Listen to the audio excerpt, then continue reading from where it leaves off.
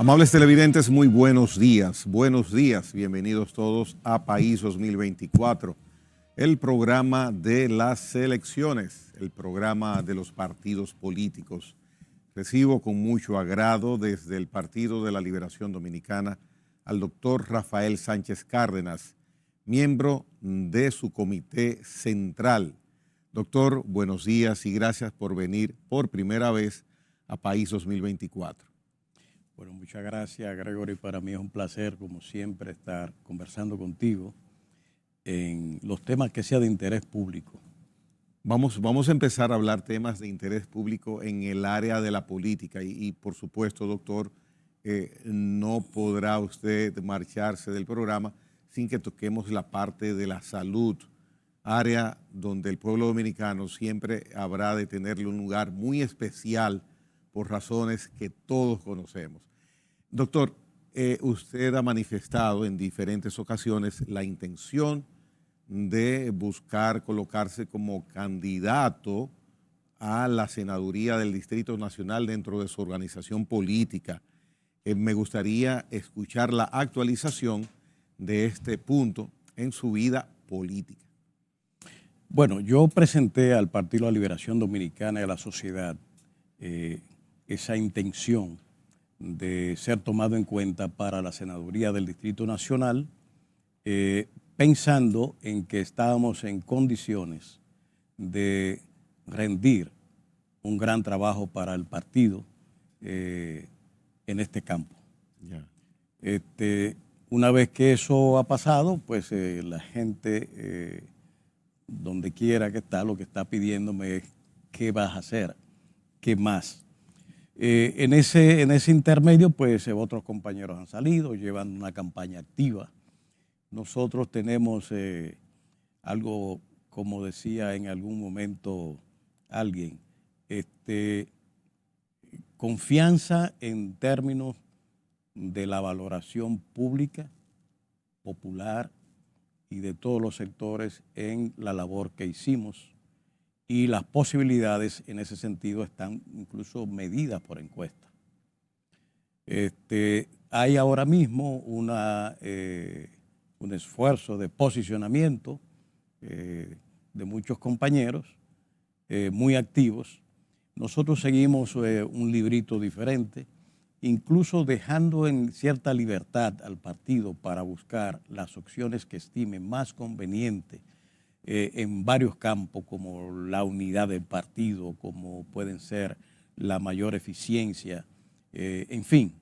De todas maneras, la situación está puesta ahí y ya veremos a corto tiempo la decisión adicional que tomaremos en términos de desplegar una campaña cuando lleguemos a la curvita de la Paraguay, acelerar y entonces ver que espero que el partido pues ponga sus ojos en aquellos compañeros que puedan hacer el mejor trabajo posible. Ya. Entonces entiendo, doctor, porque usted va a ser medido junto con los demás miembros que puedan estar optando a esa posición de manera interna en el PLD. Entonces entiendo que usted cotidianamente visitará a compañeros suyos del PLD, hará no proselitismo, pero sí activismo en contacto, llevando plan de intención de ser senador, lo que podría hacer como senador, o sea, en un área de 3 circunscripciones que tiene el Distrito Nacional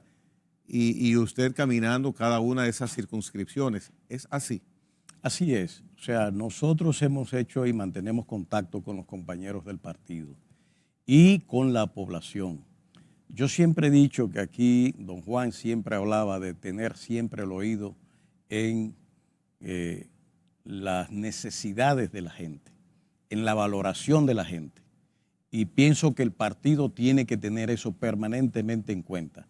En los partidos políticos, lógicamente, los grupos habitualmente determinan una ruta que no necesariamente está, digamos, armonizando con el sentir social y popular.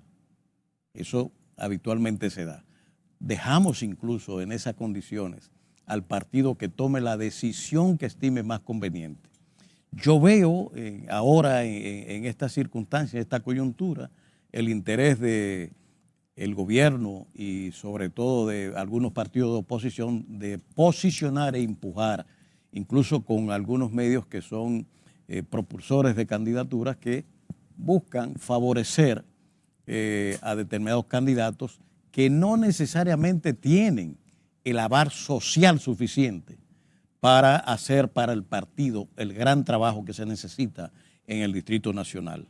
De todas maneras, todos son excelentes compañeros y esperamos que el partido tenga la voluntad y la inteligencia de hacer la mejor elección posible de cara a esta contienda que se avecina, que no va a ser una contienda fácil frente a un gobierno que está usando todos los recursos para promover el transfugismo, comprar, como ellos mismos decían que se hacía, a la oposición con fines de lograr de cualquier manera quedarse en el gobierno. Mire, doctor Sánchez Cárdenas, si usted internamente logra tener el aval interno del PLD y ser el candidato, estoy seguro que su candidatura ya presentada a nosotros los electores del Distrito Nacional va a ser muy interesante que usted esté dentro del panorama que pueda escogerse, que usted pueda ser escogido dentro de quienes van a optar por la senaduría en el distrito. En ese sentido, usted como senador, ¿qué le impulsa o qué proyecto o proyectos principales tendría desde su curul del Senado del Distrito Nacional para plantear al hemiciclo y lograr que se convierta pues en ley, que ese es uno de los las principales labores del legislador, pues evidentemente legislar? ¿Cuál sería su enfoque? ¿Qué color tendría su senaduría? Bueno, hay tres funciones principales de un legislador: legislar, promover leyes y normas en ese sentido, la representación de sus votantes. Correcto. Y finalmente la fiscalización de las decisiones que tome el Congreso, sobre todo presupuesto nacional, por ejemplo, de la ejecución que hace el Ejecutivo. Esas tres funciones son fundamentales. Una y otra se complementan. Habitualmente cuando vamos a esta contienda se habla de que se va al Congreso todo el que va de candidatos, diputados y senadores, cada uno hace un glosario de leyes que llevarían en un país que tiene bastantes leyes. Muchas de ellas que necesitan ser retocadas para que hagan más eficientes las regulaciones legales. Entonces, yo lo que tengo son áreas de trabajo en ese sentido. Yeah. Salud, desde luego. La ley 4201 hace mucho tiempo que debió ser revisada y debe ser tocada para adoptar una serie de regulaciones que la hagan más efectiva, no solamente la prestación, sino en el ejercicio de la función rectora del Ministerio de Salud Pública, que la hagan más efectiva en términos de administración y de mejorar un conjunto de normas que están dispersas en decretos, reglamentos y normativas, con fines de unificar determinadas áreas. Educación, tanto la de primer nivel como la educación superior, que necesita también una reforma importante. La ley 3901 hace mucho que debió haber sido modificada, porque tiene baches extraordinarios. Pongo un ejemplo. Cuando se hizo la ley 3901, el reconocimiento de los títulos extranjeros, por ejemplo, lo hacía la UAS. Se le dejó en un acápite de la ley como una función de la UAS, en un momento en que había poco desarrollo de la educación superior. Pero ya ahora hay una enorme cantidad de universidades de buen nivel que perfectamente puedan hacer eso sin que la función rectora del Ministerio de Educación Superior sea sustituida por la UAS. Correcto, entiendo. Sino que el ministerio es quien tiene que llevar a cabo eso y tomar de cualquiera de las universidades que tengan pues las decisiones. Esa ley tiene que ser tocada también. tiene que ser tocada, por ejemplo, para trabajar el tema de la formación de recursos humanos de educación superior con, digamos, una distinción entre las líneas de formación de talento humano, una política de talento humano con asientos y soportes en la ley que facilite la calidad y la excelencia, porque la calidad es lo que nos va a permitir a nosotros generar la cantidad con la calidad suficiente.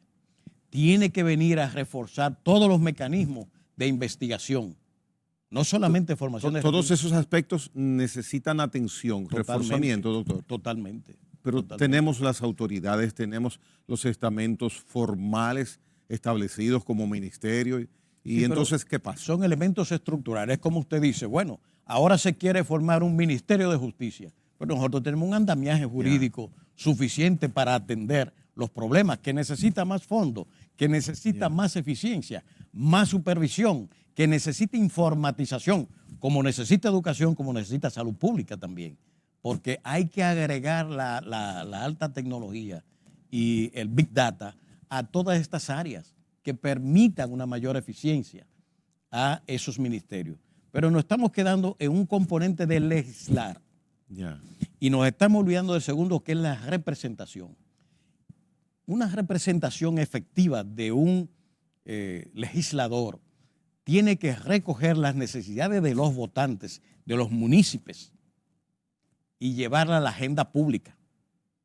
Pongo un ejemplo. Ahora estamos en cólera, que va en un proceso increciendo. Poco a poco un goteo, que gracias a la intervención de los medios de comunicación cada vez se hace más claro esta situación, que es muy peligrosa de que se pueda desplegar con mayor agudeza esta enfermedad. Bueno, ¿dónde surge este brote que tenemos? En la Sursa. Se montan carpas, se hacen inspecciones, etcétera, y se decía que esto estaba controlado con los 4 casos primeros. Sí. Y luego, como que no habían casos. Lo que vemos posteriormente en los casos que van diciendo es que de la Sursa se ha producido una migración de la enfermedad, porque aparece luego en Villas Agrícolas, aparece luego en San Carlos, Villa Liberación, El Libertador, y se va Elías Piña y otras ciudades. De manera que estamos mirando una expansión del vibrio cólera en la geografía, al menos del Gran Santo Domingo. Entonces tenemos internos en Villa Liberación, internos en el Robert Reed, los niños que están ahí, internos en la maternidad de Los Minas, internos en el Goico, internos en Moscoso Puello, que solamente, y yo siempre estoy quejándome desde hace un tiempo con las autoridades en términos de la información sanitaria, porque evidentemente aquí se ha querido controlar mediante mecanismos restrictivos de la información, de la veracidad de lo que pasa en estos casos. Pero no si debería ser a la inversa, darnos a conocer lo que verdaderamente... Eso es lo que tienen que hacer, es decir, una transparencia. Si hay 5 casos de cólera en el Moscoso Puello interno, no tiene que ir la prensa y confirmar sin que las autoridades hayan informado. Hay que decirlo, porque la población es fundamental que se integre en la respuesta. Pero si la población cree que todo está bien, pues sigue su vida normal, cuando hay que montar una campaña de comunicación estratégica preventiva. Y eso se hace mediante la integración. Pues bueno, viene a cuento esto del cólera en la Sursa, porque desde hace un tiempo se ha planteado separar los asentamientos humanos de los Sama, ¿verdad? Y el Isabela, continuando la avenida del puerto y haciendo todos los arreglos para que las aguas servidas no caigan en el río. El propio ministerio ha dicho que el Isabela estaba contaminado de cólera. Se encontraron en los análisis de agua. La laguna también de la Sursa también estaba contaminada. Y si el Isabela está contaminado, pues lógicamente, aguas abajo, vamos a tener contaminación, de manera que ese proceso implica de que un legislador tiene que recoger esas necesidades de sus demarcaciones y llevarlas a la agenda pública, de manera que las inversiones llevadas al presupuesto aprobada por el Congreso, recojan en los presupuestos esas necesidades de esas comunidades, que son fundamentales, a veces más importantes que la propia esfuerzo de crear nuevas leyes. Entonces, yo creo que aquí mejorar leyes en mucho para irla haciendo más eficaz es un trabajo legislativo importante. Hacer una representación de llevar a la esfera pública y a la agenda pública el soporte a esas poblaciones, vital. Otro ejemplo que puedo poner, ¿por qué hay que seguir permitiendo la expansión horizontal de estas ciudades sin límites?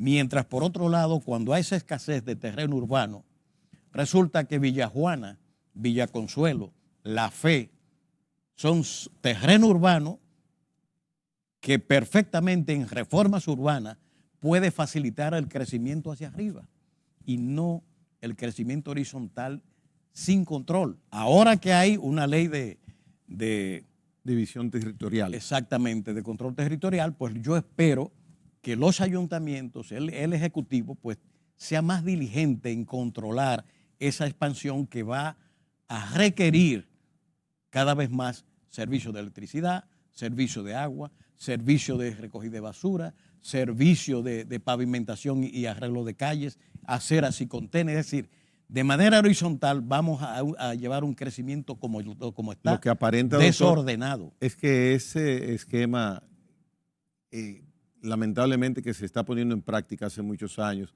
de expansión horizontal, no tiene visos de posible regulación. Eso es lo que aparenta. No es que aparenta, es que es un hecho.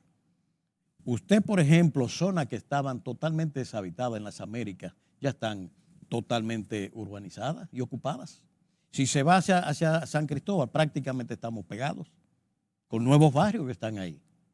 Si coge hacia el norte, usted verá que eso se extiende al 25, 28, y todavía vamos creciendo más horizontalmente. ¿Usted propiciaría frenar eso o regularlo? Porque ya lo tiene una propiedad necesita y dice, una regulación, pero tiene que haber una demarcación que diga no hay urbanización para acá. Porque esas urbanizaciones se hacen sin drenaje pluvial, sin electricidad, muchas veces sin contenes, sin control, por ejemplo, vial. Pongamos un caso que acá se habla poco. Las aguas servidas del Distrito Nacional, ¿a dónde van? Todas esas torres que usted ve. Tú tienes un pozo que lanzan al subsuelo. Decenas de miles de pozos. Totalmente. Entonces, para eso hay que hacer una legislación especial. Aquí se combinan las dos cosas. Hay que poner regulación a eso, pero hay que hacer una inversión para los habitantes del Distrito Nacional y otras zonas urbanas en alto desarrollo, de que el alcantarillado nacional, el alcantarillado del Distrito Nacional, de Santiago, del Gran Santo Domingo, tiene que hacerse. Como eso no se ve, está enterrado, muchos gobiernos pues no invierten en una cosa que es una necesidad y que necesita las plantas de tratamientos apropiadas para que el litoral no se convierta en lo que ya sabemos.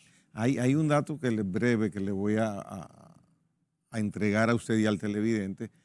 Para el año 1990, 91, 92, había un estudio ya realizado por el ingeniero Emilio Almonte, un hombre que solamente mencionar su nombre pues hace que uno se quite el sombrero en asuntos urbanísticos, y ese estudio tenía la evaluación cuantificada que el drenaje pluvial de la capital, que no se había dividido aún, no se había limitado, ascendía a la friolera de 3.500 millones de pesos en ese entonces.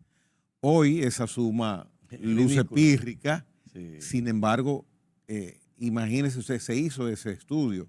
Claro. Habría ese estudio, por supuesto, que actualizarlo, por supuesto, pero el monto que andaría hoy, pues ni imagino cuál podría ser, pero verdaderamente se hace necesario, es necesario Pero nadie habla de eso, doctor, porque lo que se invierte debajo de la tierra no se ve. Exactamente. Pero fíjese que las matrices de ese estudio y por dónde van esas... Bueno, usted va a Nueva York y usted ha visto los túneles. Hay una ciudad debajo. Desde luego. ¿Entiende? Literalmente una donde ciudad. Está no solamente teléfono, servicio eléctrico, drenaje, agua servida. Todo pasa por ahí. Y eso va dirigido hacia unas plantas especiales para tratamiento. De manera que hay una planificación de todo eso. Nosotros estamos obligados, porque lo que se está pasando, que usted tiene, por un lado, las aguas servidas y por otro, agua de pozo que está sacando de allá abajo también. Supongo y entiendo, doctor, también que dentro de su esquema legislativo, y aunque no se entre en detalles porque si no se nos iría todo el tiempo, está la parte de la salud. Bueno, esto es un salud. Componente que tiene que ver con la salud. Pero directamente... Porque si tuviéramos eso, no hablarían de la contaminación de la laguna o del río Isabela, porque las aguas servidas irían ¿dónde? A una planta de tratamiento. Desde luego. Y ahí pues se eliminan todo eso. Es mucho más fácil. Bien. ¿Entiendes? ¿Tiene usted confianza, doctor Sánchez Cárdenas, de que las probabilidades de lograr la candidatura interna a senador del PLD estén o vayan a su favor? Bueno, hasta este momento sí. ¿Sí? Yo confío en la inteligencia de los miembros y simpatizantes y los cuadros del PLD. Y yo creo que lo que está a la vista no necesita mucho espejuelo. Se puede tomar el camino, y yo siempre digo, yo no soy de lo que hace Benvita. No. O sea, lo que la mayoría del partido estime en la valoración del panorama político y a quienes se van a poner para hacer la representación del partido, perfecto. Pero en el ambiente también hay indicios de que para las elecciones del año entrante, que son 2, en la parte municipal y también para la parte legislativa, pueda haber demarcaciones geográficas donde los partidos, sobre todo los que tienen más posibilidad, que son los 3 más grandes, hagan algún tipo de alianzas. Mire, ¿quiénes han hablado de alianza? El expresidente Hipólito Mejía, que planteó algo de alianza con el PRM, con el gobierno. El PLD no está en eso. Hay preocupaciones en la Fuerza del Pueblo porque se haga una alianza previa en ese sentido. De todas maneras, la política es dinámica. Y yo creo que aquí de lo que se trata es de que los partidos, una vez cumplidas determinadas metas propias para garantizar cada uno su identidad, su supervivencia y su crecimiento, pues lógicamente que luego el PLD pueda hacer todas las alianzas posibles, eso está dentro de la lógica de la política. Y yo no descarto nada. Lo que yo puedo decir es que ahora, tanto el candidato presidencial Abel Martínez como todo el partido está en un despliegue extraordinario de conquista del corazón de la gente, de recuperación del poder que tiene el PLD, que probablemente es el único partido con asentamiento en todas las demarcaciones nacionales, porque ni siquiera el partido de gobierno tiene la representación y organización que ahora desde el poder es que la está haciendo.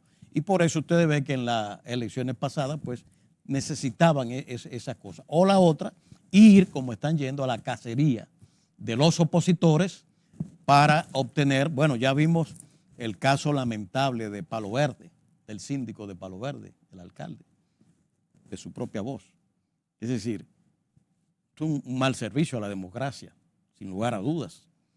Entonces, veo a ese PLD en ese trabajo de afianzar su política, vender la esperanza que representa Abel Martínez en estos momentos, como recuperar el crecimiento y el desarrollo que teníamos, esa movilidad social extraordinaria que el PLD produjo y llevó a un crecimiento de clase media de un 18 a un 32%, que no es poca cosa.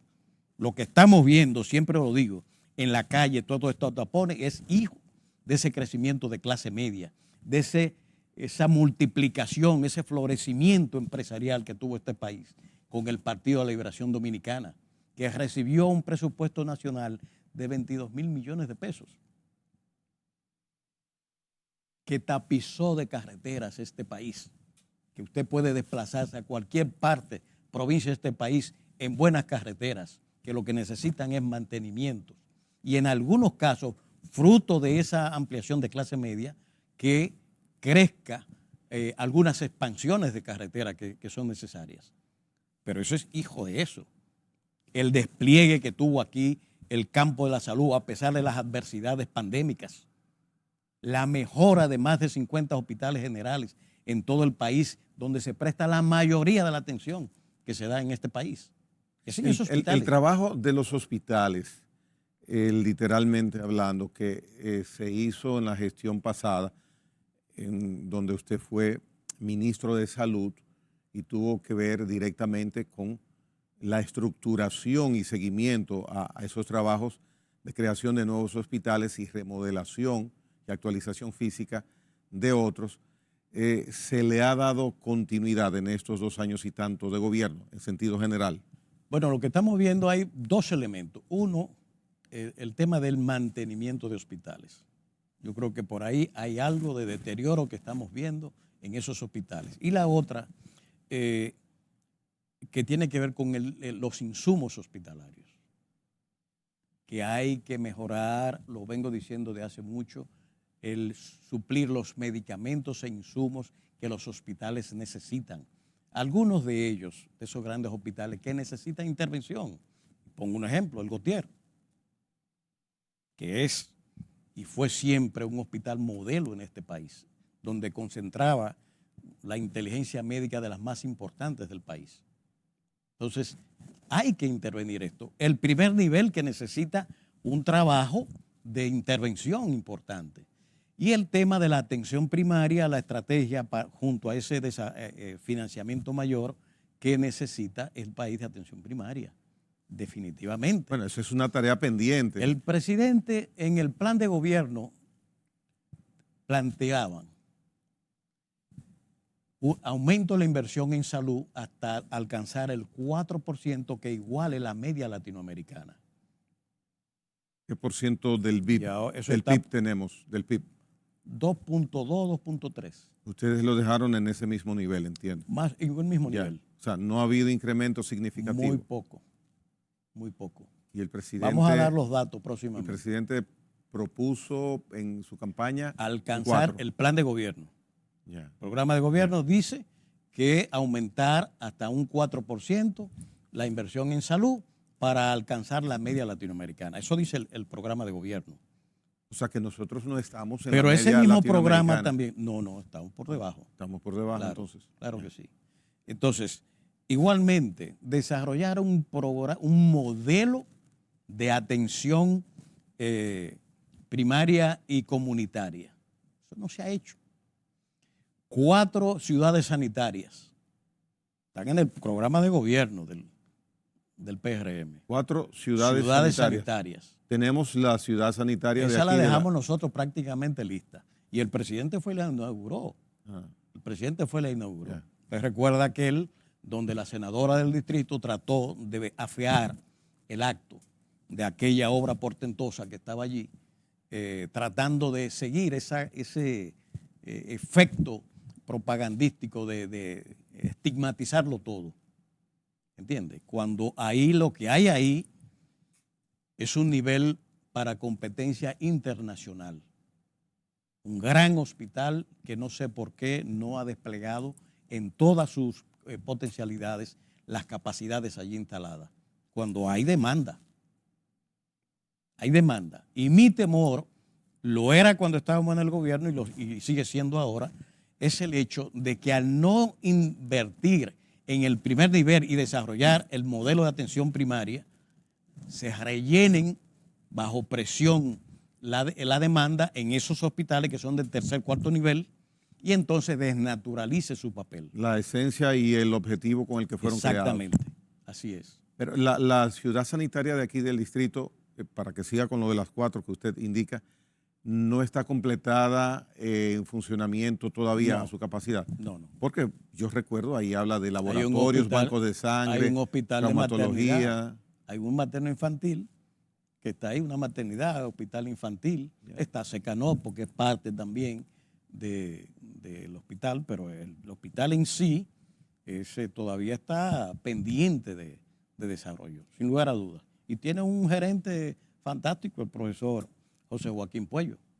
Es decir, que claro yo sí. creo que si le damos al profesor un apoyo para desarrollar y seguir el despliegue de la ciudad sanitaria, pues yo creo que podemos mejorar mucho los servicios que se están prestando, sobre todo siendo este un hospital público para medicina de alto nivel, porque irse a atender a nivel privado, como se está dando ahora mucho, de que la gente está derivando y tiene que ir a darse atenciones de este tipo, no todo el mundo puede ponerse stain y pagar lo que vale eso. Estoy hablando del pueblo. Y la idea del presidente Medina que la ciudad sanitaria fuera un hospital de prestación de servicios de alto nivel para los la gente de menos poder adquisitivo. ¿Qué pasó, doctor, que ustedes no pudieron terminar esa obra? Porque estaba previsto dentro del periodo legislativo que finalizaba en 2020, independientemente del resultado que hubiera después de ahí, electoralmente hablando, se terminara dentro de esa gestión de gobierno. ¿Qué pasó que no se logró? Bueno, el cronograma de ejecución fue muy lento. Y lo que tengo entendido, porque yo no tenía nada que ver con construcción de hospitales ni cosas por el estilo, yo recibía los hospitales junto con el Servicio Nacional de Salud. Y una vez ya se iniciaba el proceso de prestación. Pero ese proceso de construcción no estaba en nuestras manos. Pero sí sabemos que hubo mucho retraso en el cronograma por una u otra razón que se fue retrasando. Una gran inversión y lógicamente y de alto nivel que implicaba pues un cuidado mayúsculo. Ahí hay incluso la planta incineradora de biológicos más importante que tiene el país, está ahí. ¿Está funcionando? Supongo que tiene que estar funcionando. Es enorme. ¿Nueva o reestructurada? Eso es nuevo entero. Ahí todo es nuevo. Ahí no hay nada. Usted va ahí y lo que piensa es un hospital de los grandes de Estados Unidos. Uno pensaría que uno esté en Nueva York, como se dice. Absolutamente. Con una cantidad de unidades de quirúrgica tremenda, de alto nivel. Entonces, siguiendo con la línea que decíamos, el otro tema era la fiscalización. Sí, es el tercer punto. Cómo ver la ejecución que lleva a cabo el gobierno y cómo invierte. Por ejemplo, el propio presidente ha dicho que a ellos les sobra el dinero y a la gente les sobran las necesidades. ¿Cómo congeniar esos dos elementos? Si el Congreso aprueba un presupuesto para su ejecución, ¿por qué tan baja ejecución? ¿Por qué tan baja inversión de capital? Porque eso vuelve. Ahora estamos mirando a Punta Catalina, que dicen que deja 20 millones, 30 millones de dólares anuales. De manera que esa inversión se está recuperando con creces. Y eso es inversión de capital y resolución de problemas. Tenemos que hacer inversión en ese sentido. De manera que aquí en la fiscalización es como desde que inicia la discusión del presupuesto y tratar de llevar a la agenda pública y al presupuesto, porque lo que no está en presupuesto no existe. Pero parece que actualmente el legislador fiscaliza porque varios proyectos de ley remitidos por el Ejecutivo al Congreso, a cualquiera que sea de las cámaras, ha habido el precedente y ya se ha convertido en algo que no extraña, pues o son retirados o son modificados, producto muchas veces de la gestión y recomendación del legislador. Eso parece que es fiscalizar. Yo diría que la fiscalización es otra cosa. Oh, ya. Es al presupuesto. Porque ahí lo que se al lleva presupuesto. ahí lo que se está llevando es una propuesta legislativa que entra en discusión y se debe abrir a la población. Y cuando la población se acaba de enterar, como ahora acaba de pasar con esta ley, y se da cuenta de las implicaciones que tiene, entonces empieza la presión social. Y esa presión social lleva al Congreso a devolver y el propio Ejecutivo retira el proyecto de ley. Es así que pasó, pero por la presión social. Y en un ambiente como el que estamos, lógicamente el gobierno es muy sensible a la crítica pública, a que la gente empiece a ver esos baches en la comunicación pública y lo que implican estos proyectos. Entonces retira para quitar el escándalo y la discusión pública de ese tema, que debe ventilarse porque evidentemente que ahí en esa ley hay claros indicios y evidencias de poderes extranjeros interesados. Sí. Sí, eso está más que claro en esa exposición. Mire, en ese aspecto de la salud, del servicio de salud, la calidad del servicio de salud, usted es clase media, yo soy clase media, hay una clase media aquí bastante amplia demográficamente en el país, pero cuando nosotros necesitamos servicios de salud, es difícil que vayamos a un hospital público.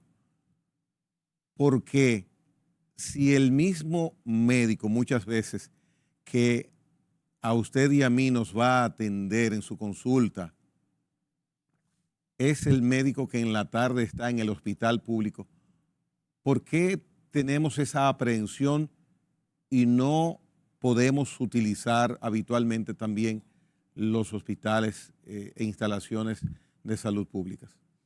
Bueno, aquí durante años se ha ido estableciendo un sistema privado de prestación de servicios de salud que por las inversiones en salud pues ha podido tener instalaciones sanitarias de buen nivel, de buena calidad y con buenos médicos, pero a alto costo. Con precios que poco a poco fue creando dos prestaciones de servicio: la salud de los pobres y la salud de los que pueden. Pero eso no está bien, doctor. Eso no está bien. Eso no está bien de Desde ninguna luego manera. no. Se supone que la ley de seguridad social iba, en cierto sentido, a amortiguar el problema. Pero resulta que no. Que esos dos sistemas de salud que en la realidad existen, no se ha podido. La ley 8701 plantea el tema que yo le decía ahorita de la atención primaria. Pero es que esa ley, doctor, está a medio usar, a medio aplicar. Está en discusión en el Congreso, pero yo no oigo en la discusión qué van a hacer con ese mandato de la ley. Porque es que tiene que resolverse. El de la atención primaria. Seguro. Y el primer nivel, el desarrollo del primer nivel, que es lo que va a bajar costos. Mientras la gente coja al especialista a una clínica o el mismo hospital a atenderse por la libre, usted va a tener costos elevadísimos porque está entrando en una cadena de valor que no está regido por la necesidad que tiene la población. Entonces hay una estructuración que hay que hacer en ese sentido y la ley lo contempla. Hay que invertir en el primer nivel y además la seguridad social tiene que financiar la prestación. Ese es el objetivo. Muchos hospitales han mejorado sus ingresos en la medida que era el ideal de la seguridad social, en que subía la captación en los hospitales por seguridad social, bajaba la asignación del presupuesto del gobierno central, de manera que el financiamiento se hiciera a través de la seguridad social. ¿Qué pasa? Que lo que se está haciendo es que los fondos se van a ese servicio de segundo, tercer nivel y cuarto nivel, mientras en el primer nivel no hemos desarrollado eso, no hemos podido aumentar la eficiencia y calidad en ese primer nivel y por tanto todo el mundo tiene que acudir corriendo porque no hay prevención, promoción de la salud e integración de la comunidad en la producción de salud. La salud es una producción social. Bien, doctor, se nos va el tiempo ya. Si aplicáramos voluntad política, ¿podría empezar a resolverse esa situación? Yo creo que sí. Y fíjese que aquí lo que tenemos que ver, yo estoy deseoso de ver los resultados que dejamos a medio talle del Plan Estratégico de Salud para ver la perspectiva planteada a 10 años que este debe llevar. Los pilares estaban ahí. Entonces esto es importante en ese sentido, para redefinir la línea de comportamiento que implica aumento de la inversión en salud, sobre todo en la parte pública, y aquí estamos en un gobierno proclive a privatizar de manera inmisericordia. Entonces hay que mejorar la prestación pública de servicios, incluso cambiando ese modelo que actualmente impera, para que la gente no se sienta que si va a un hospital está de menos. Claro, claro. Debe creársenos esa confianza con hechos, fomentársenos esa confianza de que podamos asistir al hospital público. Doctor, muchas gracias por estar en País 2024. Como dice el mexicano, póngale más ganas, sígale poniendo ganas a su candidatura interna en el PLD para que pueda lograr ser el candidato oficial a senador del Distrito Nacional, que supongo que las urnas se preñarán de muchos votos si el doctor Sánchez Cárdenas es candidato a senador de cualquier organización política, en este caso del PLD, su partido. Doctor, muchas de las suertes, la mejor de las suertes. Muchas gracias. Bien, señores, seguimos con el desarrollo de País 2024. En breve retornamos.